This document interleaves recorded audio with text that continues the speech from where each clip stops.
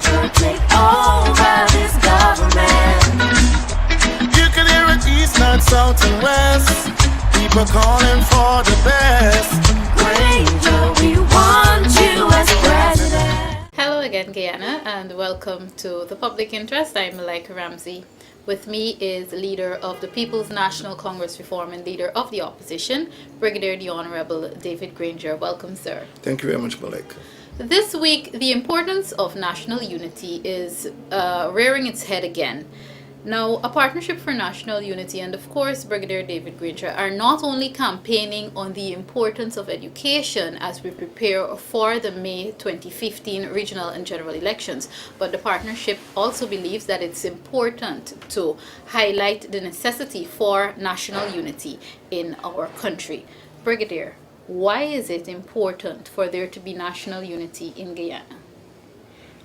Oh, that's a very good question, Malika. To start with, it is my firm belief that Guyana's development, economic development, particularly even political and constitutional development, have been hampered by the absence of national unity.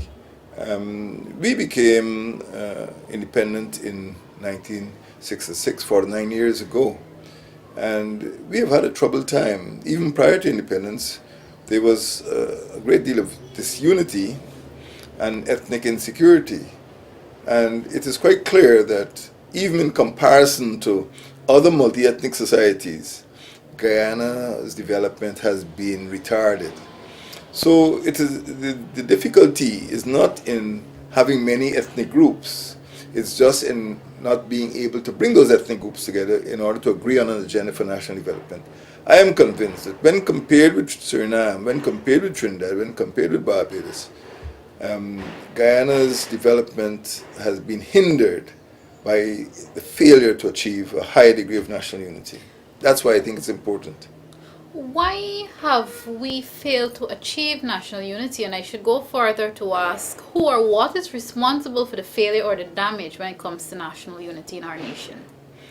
To a large extent, the People's Progressive Party, because of the ethnic composition of the Guyanese population, and the fact that the People's Progressive Party is very influential among certain sections of the community, that party never saw it necessary to foster greater unity because they felt that they would always be able to control a majority.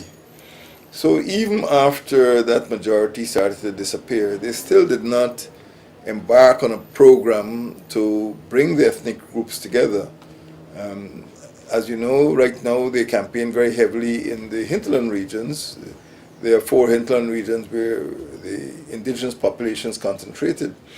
And instead of preaching the message of unity, they are continuing to divide the population.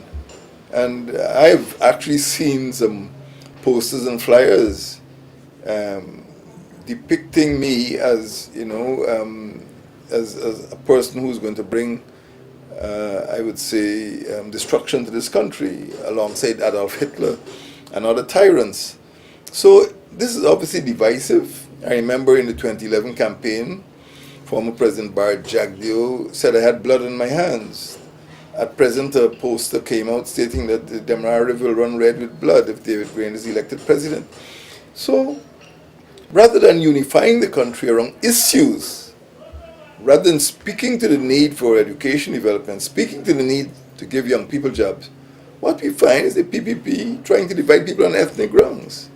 And this is what is hurting the country, and this is what is hurting the economy, because it will be more difficult after the next election to bring people together again. You talked about several things there, but first let's focus on the fact that you talk about those negative campaigns and negative speeches against yourself.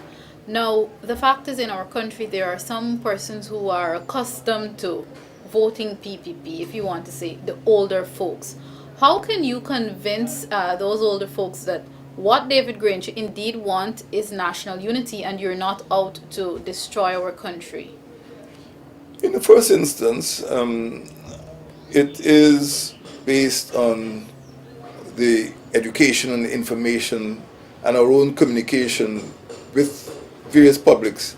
I wouldn't single out the older folk. I would feel that many young people also have this type of misinformation or miseducation, and they may go ahead and because they form a picture, what I call a social construct of other groups. People who live on the coast may think they understand the indigenous people, and this is perpetrated or perpetuated by the fact that every time there's a beauty contest, you have to put some little girl on the stage with coconut shell, looking, in a sort of non-modern way. Yeah. So these stereotypes are perpetuated, and there are other stereotypes too, which people may not utter about, laziness or greed or criminality, negative stereotypes. And when people learn these stereotypes, it is difficult to unlearn them.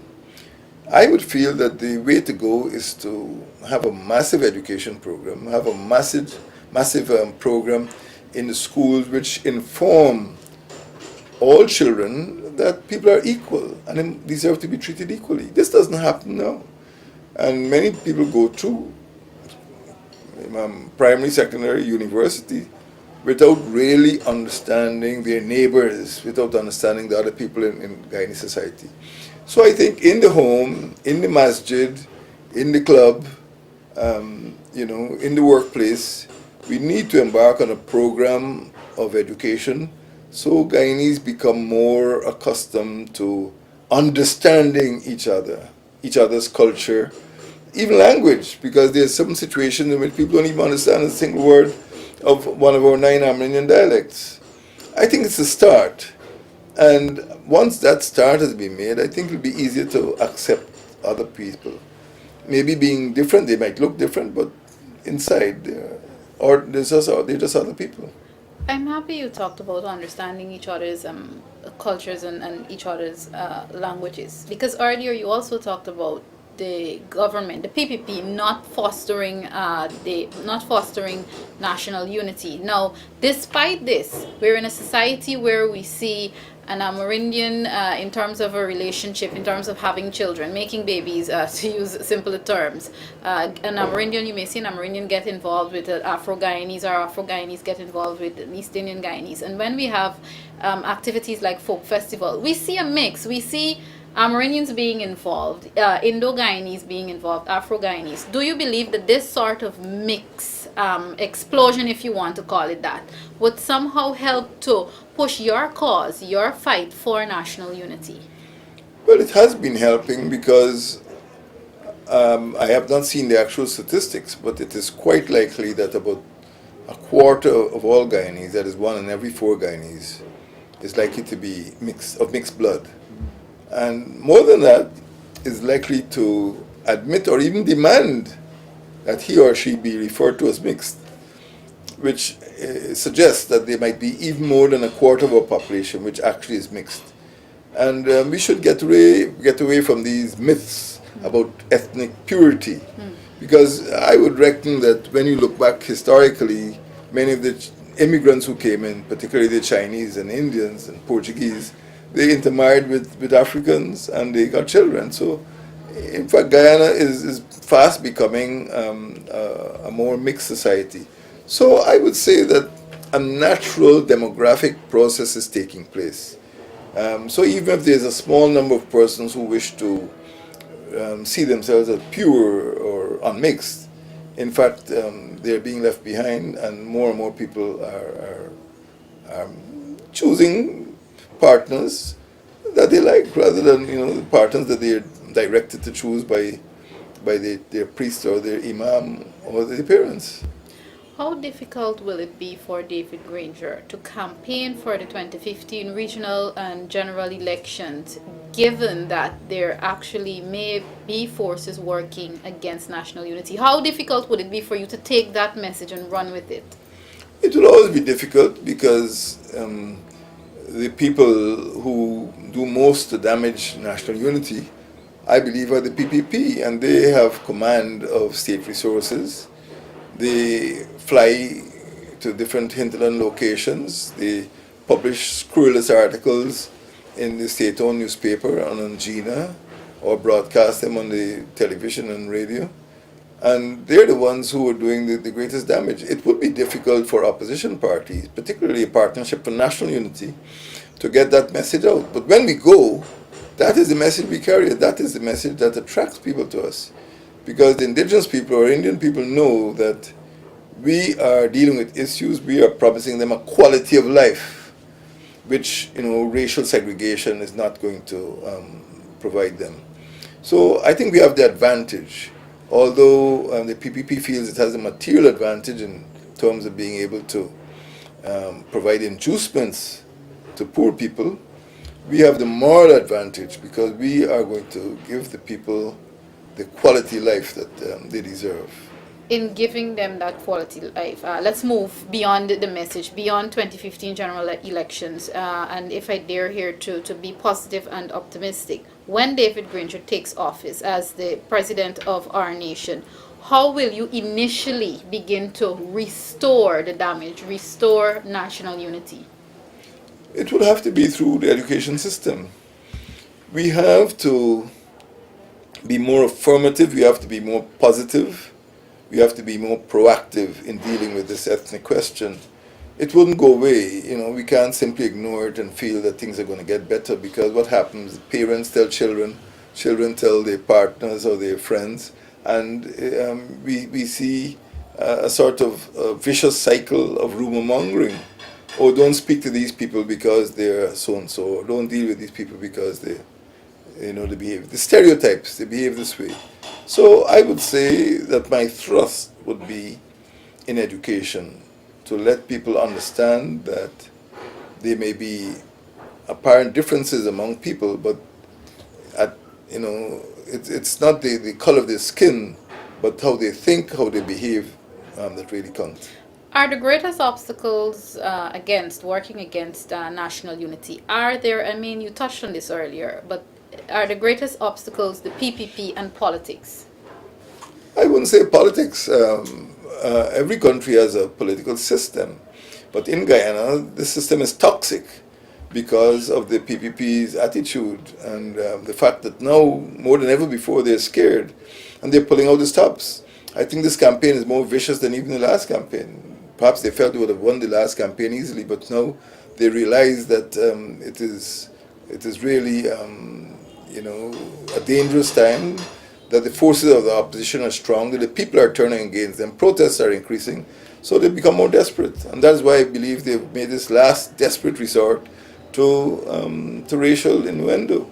As we prepare to put a wrap on this broadcast, sir, what first and foremost would you like the Guyanese public to know about David Granger's fight and work to achieve national unity among our Guyanese?